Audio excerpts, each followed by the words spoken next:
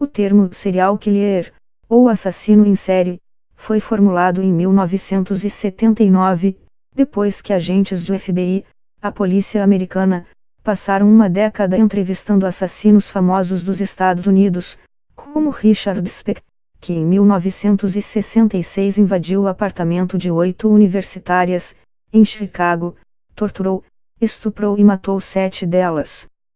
A única sobrevivente se escondeu embaixo da cama e conseguiu escapar do apartamento. Ao analisarem as entrevistas, os agentes, que queriam traçar o perfil psicológico de criminosos sádicos, descobriram características comuns nos crimes de homicídios múltiplos, normalmente violentos, cruéis e, aparentemente, sem motivo. A expressão serial killer aparece para definir o criminoso que pratica, ao menos, 3 homicídios de modo sequenciado, os quais indicam condições assemelhadas de execução, como excesso de brutalidade, impulsividade, frieza e sadismo, explica o professor de criminologia do programa de pós-graduação em Ciências Criminais da PUC do Rio Grande do Sul, Ney Faye Jr. Porém, até aquele momento, somente homens criminosos haviam sido entrevistados.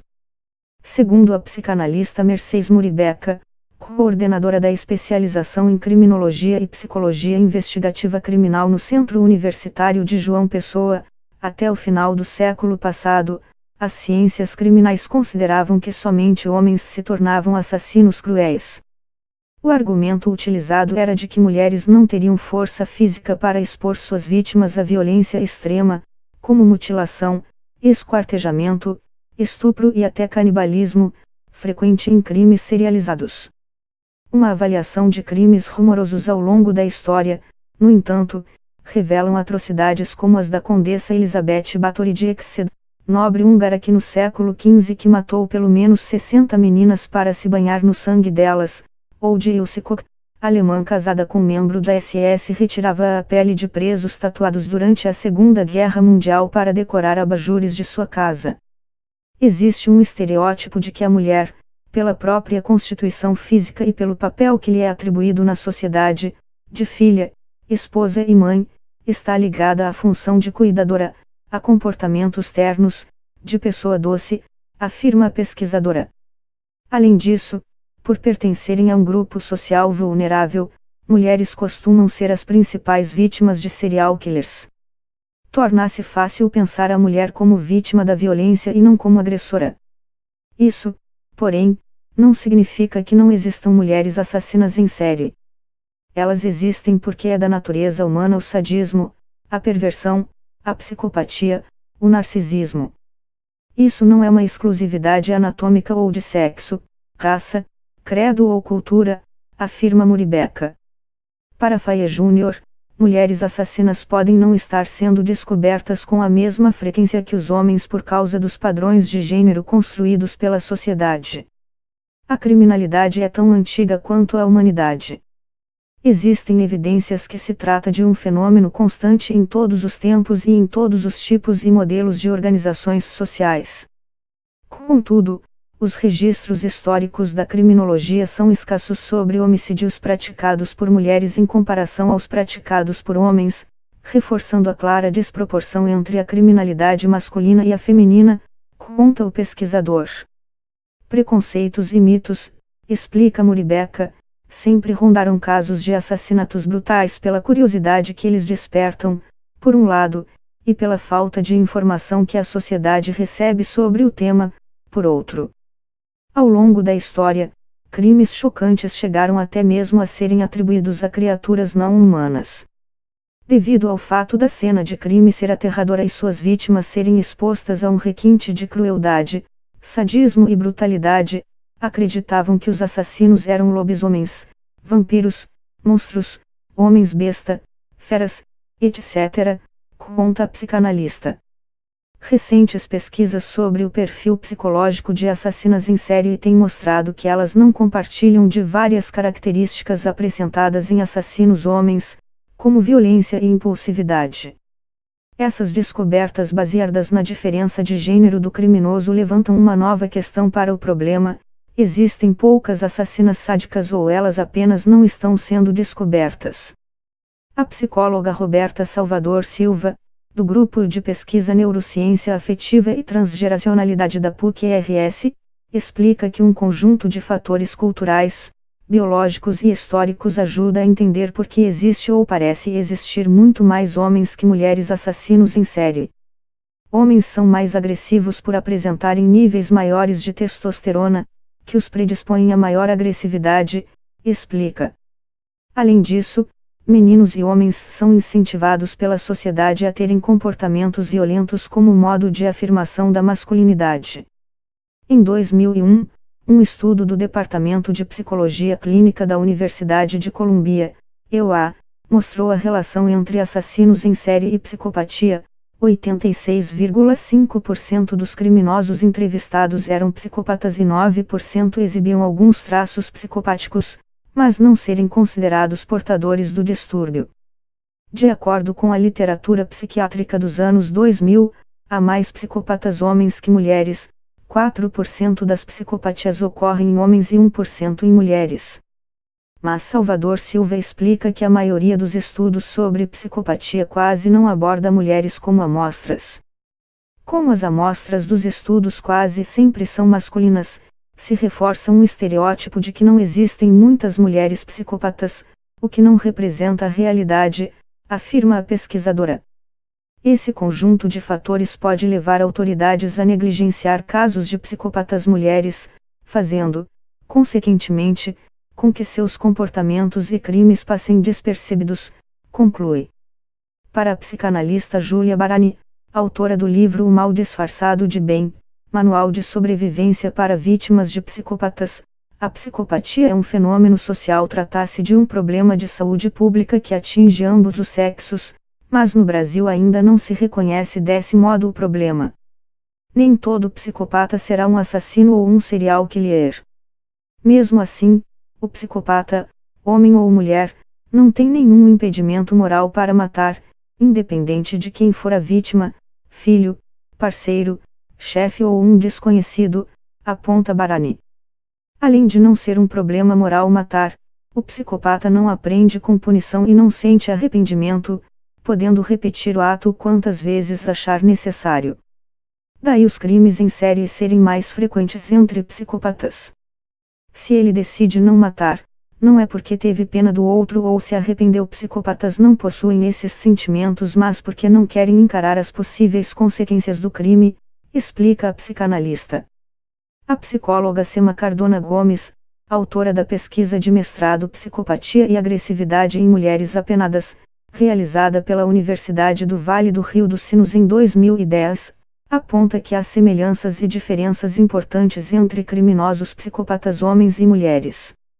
A literatura mostra que há maior incidência do transtorno nos homens, explica Gomes. Mas nem sempre o grau de intensidade do transtorno tem uma diferença significativa entre homens e mulheres. De modo geral, insensibilidade, emoções superficiais e ausência de culpa são características comuns a ambos os sexos. Um estudo da Universidade Penn State Harrisburg, na Pensilvânia, publicado em 2015, analisou 64 assassinas em série dos Estados Unidos e concluiu que há diferenças entre homens e mulheres no que se refere a motivações do crime, características das vítimas e métodos de execução.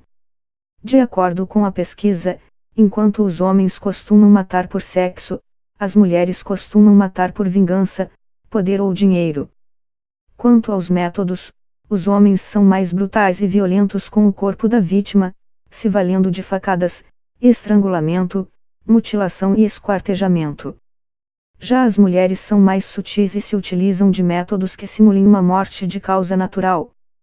O emprego da brutalidade excessiva é menos frequente nos delitos cometidos por mulheres, que se valem, muitas vezes, do envenenamento ou da asfixia, explica Faye Jr. Aliás, esses métodos implicam mortes que podem ser avaliadas como resultantes de causas naturais, o que dificultaria, ainda mais, a sua descoberta. Se a brutalidade é menor nos métodos de execução dessas assassinas, elas tendem a ser mais cruéis que os homens na escolha das vítimas. Normalmente são pessoas do seu círculo social, principalmente aquelas que necessitem de seus cuidados ou nos membros da própria família. Como um padrão, os homens tendem a atacar pessoas desconhecidas, aleatoriamente, ao passo que as mulheres encontram em pessoas próximas ou em parentes os seus alvos preferenciais, conta Faye Jr.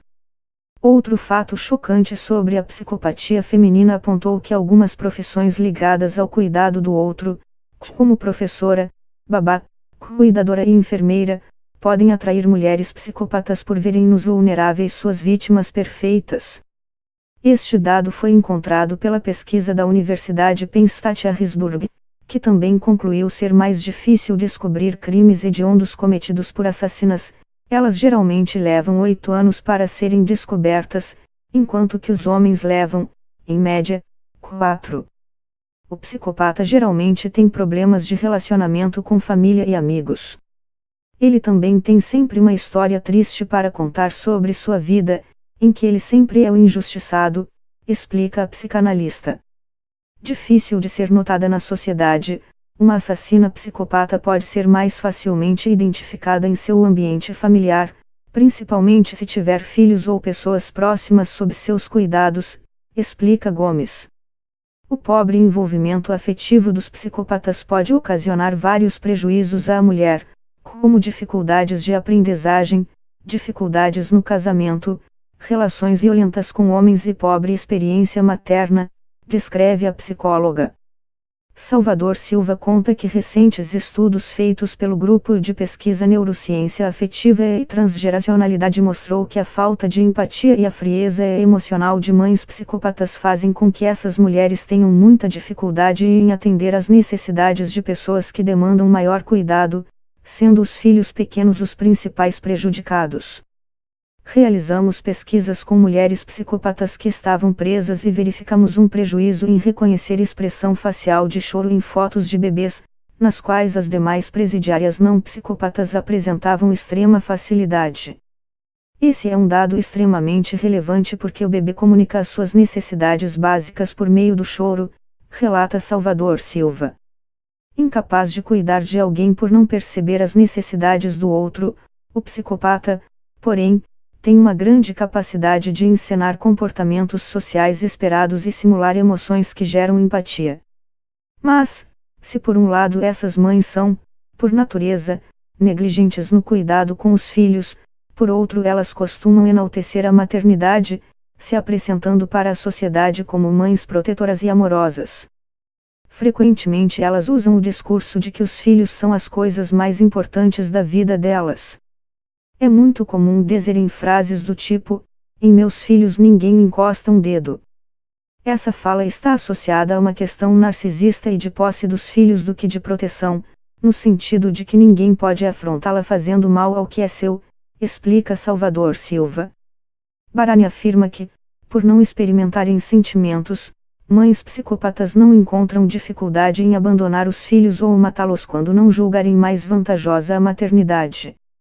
O que importa para qualquer psicopata é o jogo, e isso se estende às mães psicopatas, enquanto os filhos servem para provocar, extorquir e manipular ou se vingar do progenitor, ela está presente na vida deles. Quando ela descobre algo mais interessante, abandona ou mata como se fosse algo corriqueiro, porque não há conexão e envolvimento emocional dela com qualquer pessoa que seja, explica Barani. Essas mães podem expor o filho de propósito a situações que podem levá-lo à morte, como soltar da sua mão em uma via movimentada ou ser negligente com doenças ou até com a alimentação da criança. Quando não mortos, filhos criados por psicopatas podem apresentar problemas por toda a vida. Essas vivências vão se dar, muitas vezes, repletas de maus tratos, humilhações e uma série de abusos que podem levar ao enrijecimento do indivíduo, explica a psicóloga. A criação pode favorecer a formação de futuros psicopatas e criminosos, pois crianças criadas por essas mulheres, que vão crescer em ambientes com pouca afetividade, têm maiores chances de ter desvios de conduta. Na legislação brasileira, não existe um termo ou um crime específico para tratar do serial killer. Além disso, para Faye Jr., o judiciário enfrenta dificuldades em avaliar e lidar com criminosos psicopatas. Como parte do problema, Barani defende que é urgente que a psicopatia seja tratada como problema de saúde pública no Brasil. Recebo pedido de ajuda de vítimas de psicopatas todos os dias, conta. É preciso que a saúde pública e o sistema judiciário, no caso de um processo de guarda de filhos, por exemplo, reconheçam esse perfil antes que os crimes aconteçam. Depois que matou uma primeira vez, não há volta porque o psicopata não aprende com a punição, defende a psicanalista, alertando que esses crimes podem ser previstos e prevenidos com mais informações sobre psicopatia e demais transtornos que estejam relacionados com assassinatos em série.